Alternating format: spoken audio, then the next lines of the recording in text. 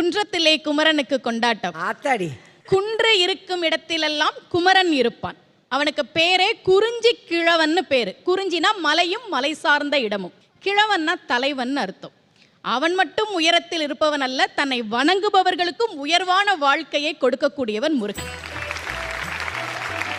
ஏன் அவனை தமிழ் கடவுள்னு சொல்றோம்? இந்த அகரத்துக்கு என்ன சிறப்பு அப்படின்னா, திருவள்ளுவர் சொல்றார், அகர முதல எழுத்தெல்லாம் ஆதி பகவன் முதற்றே உலகு.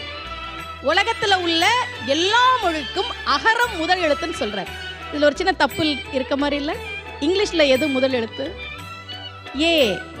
லத்தீன்ல வேற இருக்கலாம், பிரெஞ்சுல வேற இருக்கலாம். ஆனா வள்ளுவர் என்ன சொல்றார்?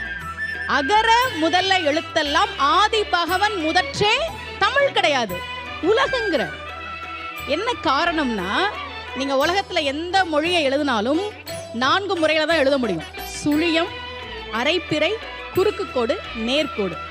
ஏல 2 நேர்கோடு 1 குறுக்கு கோடு. ஹிந்தியில ஆல அரைப்பிறை, அரைப்பிறை, குறுக்கு கோடு, நேர்கோடு. அதனாலதான் வள்ளுவன் சொன்னான், எந்த மொழியாக வேண்டுமானாலும் இருக்கலாம், என்னுடைய தமிழில் இருக்கக்கூடிய அகரத்தை தாண்டி நீங்கள் எழுத முடியாது என்பதால் தான் அகர முதல எழுத்தெல்லாம் ஆதி பகவன் முதற்றே உலகு.